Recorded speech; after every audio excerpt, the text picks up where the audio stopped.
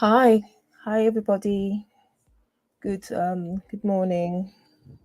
Well, it's actually afternoon where I am, but I hope you guys are doing well. I'm Dr. Sylvia, and if you're catching this on the replay, thank you so much for clicking in. And it's not my usual live stream time, so this is an impromptu one, but I just wanted to jump in on this and at every opportunity that we have to talk about this kind of situation and hopefully provide some information to women out there to help us in terms of our health care. I'm willing to do it. So I didn't put out any advertisement or anything before this live stream. So I know it's going to be catching a few people on the hop, which is fine. But yes, this is on the back of Tori Bowie, the Olympic gold medalist who passed on or who died back in May. And I've actually just become aware of this story. And I think obviously some results became evident just in the last few hours, and that's why it's coming up to the public attention again. But I'm going to talk a little bit about what's happened with Tori and the reason I wanted to share this and talk about the condition, high blood pressure and pregnancy. But before I do that, let me share a video that just gives a bit of a summary about Tori, the work that she did before this very tragic event where she died in May. Three-time Olympic medalist and two-time world champion Tori Bowie has died. The Mississippi native majored in psychology at the University of Southern Mississippi while competing on the track and field team. If you want to be the best, you will motivate yourself. At the 2016 Rio Olympics, Bowie won a silver medal in the 100-meter race and a bronze in the 200. She ran the anchor leg in the 4x100-meter relay. That team brought home the gold medal. You wish you done better? No, you will do better. After the Olympics, Bowie modeled for Adidas and starred in the company's Find Focus ad campaigns. Bowie's management company said on Twitter, Tori was a champion, a beacon of light that shined so bright. Bowie's last competition was in June 2022. A cause of death has not been publicly given. Tori Bowie was 32 years old.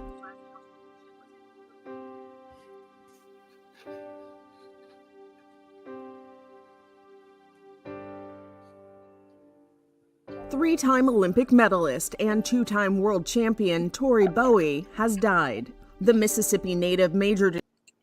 Okay, so that's a little bit of background just in case you don't know who Tori is or you've not heard the story at all. That was published. I hope you can hear me. Guys, let me know if you can hear me if you're in the comment section. I'm not sure if my audio is doing, but just let me know if you can hear.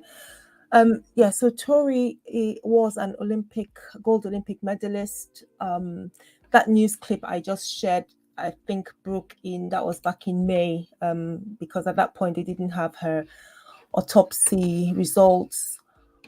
This lady was 32, 33, I believe.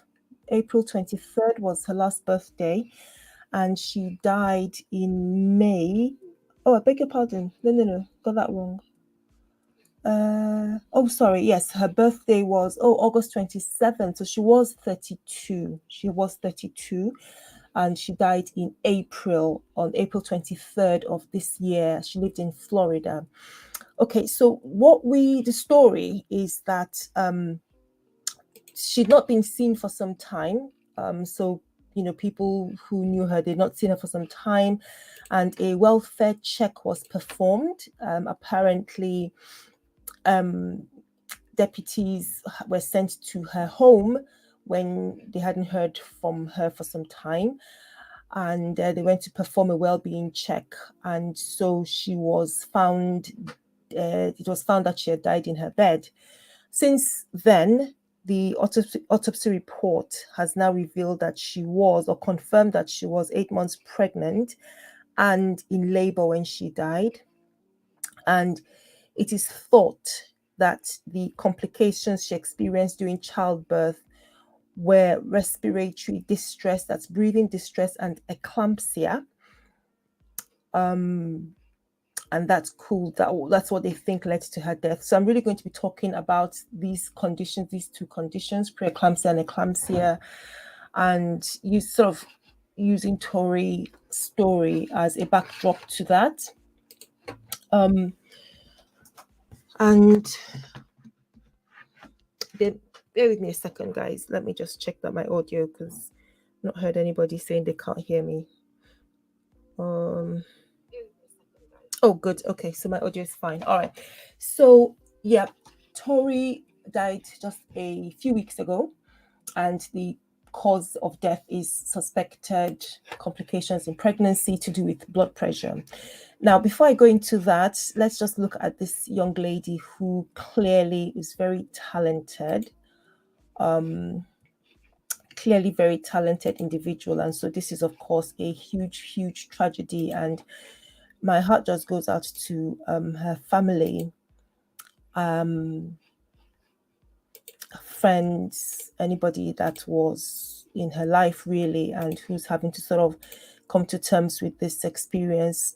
We talk about, pregnancy. Was it just last week or 2 weeks ago that I was talking about the other lady, Jackie, who is a makeup and lifestyle influencer on Instagram, who suffered an unexpected collapse from an aneurysm. If you watch my channel regularly, I like to talk about these things as it affects women, pregnancy, and so on. And that was another very unexpected event that happened to a woman on the back of pregnancy. And that's why I've put the title here, as the title here is Death by Pregnancy. One of the things I wanted to refute here is this idea or belief that pregnancy is a simple, straightforward thing and smooth sailing. For many women, it is. Don't get me wrong, it is that for many women, but for many others, it isn't. It can have so many complications. And it's really important that we are aware of those kind of complications that a woman can experience, and as much as we can help moms help women who may be affected by them.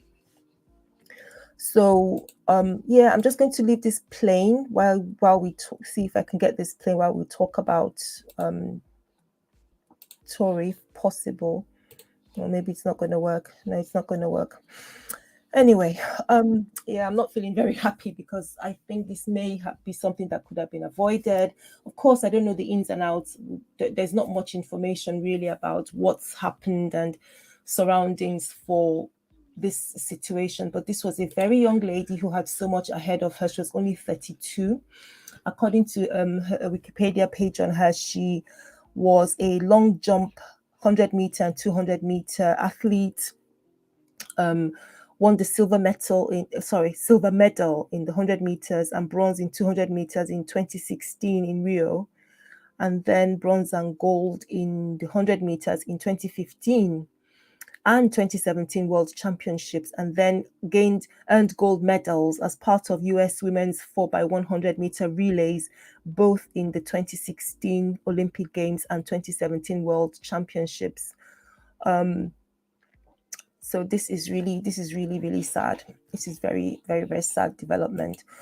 Okay, so I think the first thing to say, as I've just mentioned, is that pregnancy has many complications. Pregnancy is not just smooth sailing. When a woman falls pregnant, so many changes happen to her body that, if we're not careful, could lead to very serious complications and double tragedy, like we found in this case of Tori, because of course not only has she died, but also the child that she was carrying. So that's a double tragedy here. If you're just joining, we're talking about pregnancy complications, pre-eclampsia and eclampsia. I'm going to explain those in a couple of minutes, but thank you for joining. If you're interested in this topic, please give this video a like and of course share with somebody who may need to hear this information. I don't have too many graphics, and I'm just going to do a brief talk and then we can sort of get on with things. Pre-eclampsia and eclampsia. So according to the coroner or to the medical examiner, they think that she died, she was in labor. So they think she went into labor around 8 months of pregnancy, but she was on her own, apparently on her own, and then she died. So let's play a little bit of detective work here, guys. And with all sincerity, and this is just speculation, I don't know this lady, I don't have a medical information, but we just want to go by the little bit that we know. When a woman, after 20 weeks of pregnancy, so from about 5 months onward, the woman develops high blood pressure. And by high blood pressure, we're talking about, in numbers, 140 over 90. So 140 systolic and excuse me, over 90 millimeters mercury diastolic. When a woman has that blood pressure or above that blood pressure, she is 20 weeks or more pregnant, and you do a test of her urine and find that she has proteins in the urine, then she has a condition known as pre-eclampsia. In some cases, that's pre-eclampsia. In some cases, there may be other things that you pick up, other abnormalities you pick up. For example, problems with her kidney function. You might have abnormal kidney function test results or liver function test results. That could also be present. And that will be with that blood pressure, with that abnormal blood pressure and that stage of pregnancy, that would also be classed as preeclampsia. She might even be at such an advanced stage that she has other problems. She's already developed eclampsia, which I'm going to explain in a moment. She may also have abnormal blood counts. For example, her platelet counts, which are the blood cells that are responsible for helping our blood to clot. Those ones might be very low. She may also be experiencing problems like reduced blood flow to the baby, and so the baby is not growing well. So these are some of the characteristics you can find in somebody with pre-eclampsia. But that is what pre-eclampsia is. It's a woman who is at 20 weeks or above 20 weeks, her blood pressure is high, more 140 over 90 or more. And then when you do one of the very simple tests that we do in the community in primary care, just dip the urine, you find that she's got protein in the urine, the attention goes up. That's preeclampsia. If preeclampsia is not treated, it might take weeks, it might take months, it might take literally the very next moment. It could develop into a life-threatening condition known as eclampsia, which of course you understand the first condition is pre-eclampsia, so that's before eclampsia, and then the second is eclampsia, and that is when a pregnant woman suffers from seizures, and she also has high blood pressure. But eclampsia really is that life-threatening situation where a pregnant woman develops seizures, and usually that's an obstetric emergency. That is, if you don't do anything, if you don't get things done quickly, that woman could literally die within moments, and of course with her baby. So the reason I said let's sort of play detective is because we don't know. We're sort of working back from the information that we've been given from the autopsy, that this is why she died and what might have caused it. So perhaps at the point where all this started, perhaps she was aware or she wasn't aware that she was hypertensive or that she had high blood pressure, because it could develop at any point onwards. That is preeclampsia. It could develop at 20 weeks, it could develop at 24, 35, it could develop at any point. So perhaps she wasn't aware and things went that way very quickly. We don't know the circumstances. I'll talk a little bit about the symptoms that women could have with preeclampsia, and talk about those who might be at risk of developing it in a minute as well. But presumably when things started to go terribly wrong, so if you can imagine somebody who has a seizure and they're on their own at home, perhaps they fall and they collapse, or they're 8 months pregnancy, so she's heavily pregnant, and her ability or agility, mobility may not be as good as you can imagine when you're heavily pregnant. So we don't know what happened. We don't know what this poor lady went through. They did say something about her being in bed. I don't have access to the actual autopsy papers. I don't know if that's publicly held information in the US. I haven't searched for it. But just going by the few news reports that I've seen on this, she was found dead. So it's possible that this seizure may have happened And for sometimes with when a seizure happens, people may vomit as the seizure ends, and if they're in such a position where the vomit material within the food pipe manages to get into the airways, that can result in choking and death and breathing distress and death, which is what the autopsy tells us happened to this lady, to Tori, but we don't know for certain. I'm just working backwards from what they've told us. So this is a nasty, nasty condition. It's horrible that it will happen in a situation where she couldn't quickly get help. She couldn't reach for help, and we don't know the circumstances. But let's just pull away from that, because there's still so much that we don't know, and we can postulate from here till tomorrow, but we don't know what happened. But let's take a look at these two conditions. I've defined them for you. So they're two clearly different things, although one can lead to another. But in some cases, you could just have, boom, eclampsia just happening, and that's the first thing that we ever know about it. So it's important to have that in mind, that there are two different things, but we do recognize pre-eclampsia if it is not treated. If we identify a woman with that blood pressure that is high and we don't treat it, then it could potentially lead to eclampsia. So who is at risk? Who could be at risk of developing pre-eclampsia or eclampsia? Well, no points or no rewards to you for guessing that it happens in a woman who is pregnant. So it is a pregnancy-related condition. But one of the big or high risk factors is somebody who already had high blood pressure, perhaps during a previous pregnancy.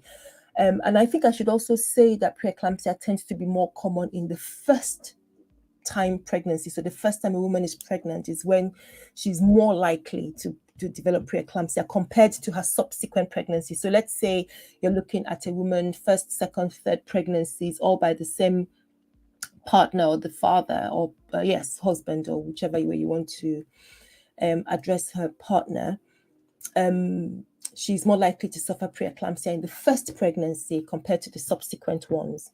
So if a woman has had high blood pressure during a previous pregnancy, even if it was treated and everything was fine, she's at more risk of developing preeclampsia in the next pregnancy. Also, a woman who suffered from high blood pressure. So she's not been pregnant, but she has developed high blood pressure and that's being treated, but that still increases her risk of having preeclampsia. Other things like kidney disease, diabetes, type 1 and type 2 diabetes. Certain autoimmune problems like SLE, systemic lupus erythematosus, and other things like age. The older you are, the more likely you are to develop preeclampsia. So the older you are in your pregnancy, particularly over the age of 40 or more. Being overweight. So a woman with a BMI of 35 or more, at the first time she comes into the clinic that she's pregnant and she comes in for her booking, that has been observed to be one of the risk factors. If other members of your family had preeclampsia, then you could be at a greater risk of having it. Multiple pregnancies, so twin, triplet pregnancies, and so on, they more likely to have or suffer from preeclampsia. Okay, so those are some of the risk factors. What about the symptoms? So how would you, so in terms of symptoms, the very first thing I want to say is please check your blood pressure. Please check your blood pressure. That's the very first thing I want to say. Okay, symptom-wise, the things that a woman may experience, because sometimes there may not be any symptoms. And sometimes, a woman comes for something else altogether, and then you check her blood pressure and it's above that number, 140/90, or it's that number, and you think, oh gosh, right, okay, let's get a urine sample. You dip the urine and there's some protein. Oh, then she needs to be assessed by her, she needs to be assessed by the specialists. I'm speaking from a primary care perspective as a primary care doctor. But sometimes you might get a woman who comes in and she's, I've got this bad headache, this bad headache. And we take headaches seriously at every time, but also in pregnancy, because while headaches could be because of your hormones or because you're not drinking plenty of water or something different, it could also suggest preeclampsia or high blood pressure in pregnancy. Also, if a woman is talking about trouble with her eyesight, blurred vision, if she complains about a severe pain beneath her ribs, on the rib cage, or below the rib cage, or if she's got very bad swelling that's just suddenly common, or puffiness that's just suddenly developed. There's some ladies that as the pregnancy advances, they do swell up a little bit, the fingers and the feet, because of the accumulating fluid.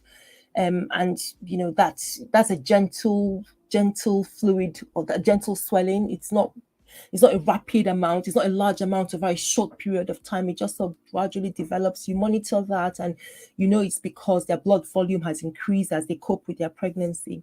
But where somebody wakes up one morning, her face was fine the previous night, and tonight she's all puffy and swollen, her feet are puffy and swollen, that might be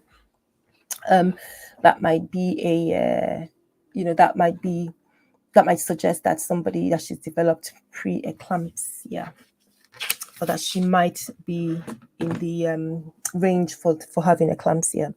So those are the sort of symptoms that you may find. Please don't forget that no symptoms is also one of them. And then the other thing I wanted to talk about was also Tori's black. And I don't think we can take that away from the table. And that's one of the reasons I wanted to put this video out here, is because Black ladies and ladies of other ethnic groups like Asians also need to pay attention, because according to studies, there seems to be greater incidence or occurrence of preeclampsia and eclampsia in our communities. And we're not 100% sure, because looking at the different studies, for example, looking at one from John Hopkins, where they're talking about,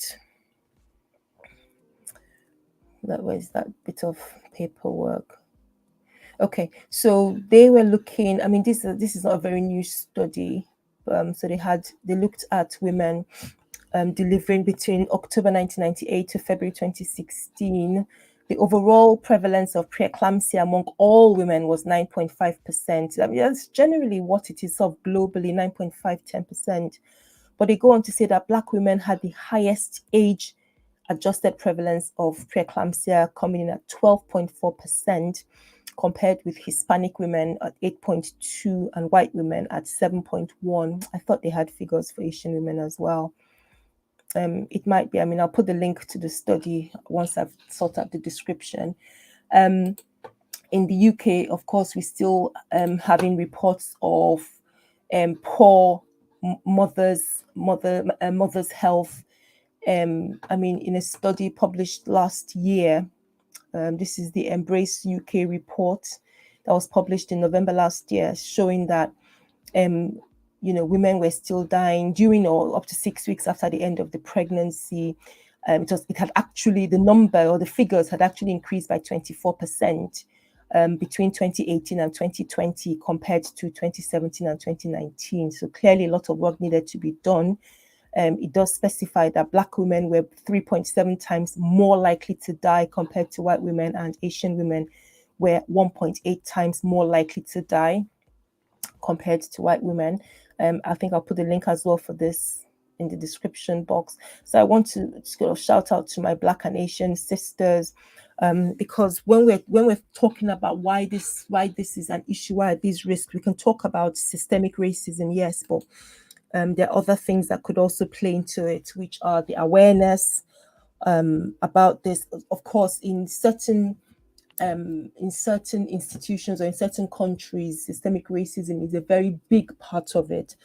But also the poor socioeconomic state of certain groups of women might mean that they don't go for antenatal care, or they can't afford to go for the care when they need it. So those are the key things that are important. There might be some cultural barriers or blocks that women are experiencing. And then the other thing, which is, of course, what drives my vision and what drives the work I'm doing on Ask Away Health, is the lack of knowledge that women might have. particularly around the importance of having regular checks, checking your blood pressure, knowing your family history, knowing your partner's family history, keeping track of simple things or changes in your body and reporting them to your midwife or your doctor as soon as possible. So that's also important. When you look at other countries, for example, Nigeria, there's a study here that looks at pre-eclampsia. I'm just waiting for this to load. And maternal outcomes in Nigeria, the prevalence is also quite high. Let me see what they were talking about. So they're looking at where are their numbers? Okay, so pre-eclampsia and eclampsia is a leading cause of maternal and perinatal mortality in Nigeria. So that's death of moms, excuse me, and children around the time that they've just been born. A nationwide study of 998 deaths of moms in public hospitals showed that the pre-eclampsia and eclampsia was the highest contributor to maternal deaths, being the cause in 28.3% of cases. So they have high numbers. And I think I had a study up that showed there was similar sort of picture in Pakistan as well. So guys, I'm just going to round this up here, and the message I have is pregnancy is still for many women can be fraught with a lot of serious complications. It can be very smooth sailing for a good number of women, but remember that today we're having babies older. So a lot of us are having babies in our late 30s, early 40s, when these conditions are more likely to happen. So it's really important that we're paying attention to our bodies, being proactive about the kind of medical care that we're giving, looking for accurate health information, following accurate health information, not just relying on what you pick up on social media, engaging with a doctor who monitors you, and obviously doctor and medical team who monitors you, and seeking information in the right places, knowing your family history and background, and hopefully outcomes like this very sad one from Tori will be less than what we've been seeing. And don't get me wrong, there's so many different factors. The things that increase the risk of preeclampsia and eclampsia happening in countries like Nigeria, Ghana, India, and so on are different from what you might find in the UK, US, or Canada. But it is interesting that what they all have in common really is pregnancy. And I think a lot of those studies say that it's not just a race issue, but there's so many other factors, and that can be to do with the culture, the way people approach medical services, their different lifestyle habits, the different, sort of being overweight, smoking, and so on, could also increase the risk of that happening. But anyway, guys, I'm going to run it up here. Thank you so much for joining. I hope this information helps somebody out there to stay safe and stay well. Please keep track of your blood pressure. And if you've got any concerns, speak to your healthcare provider. Thank you so much for watching, guys. Give this video a like and please share it. And if you've got any questions on the topic, use my email health information service. I'll be happy to respond to you there. And like I said, I will put the links to some of these things I've talked about in the description, and hopefully see you again soon. Bye-bye.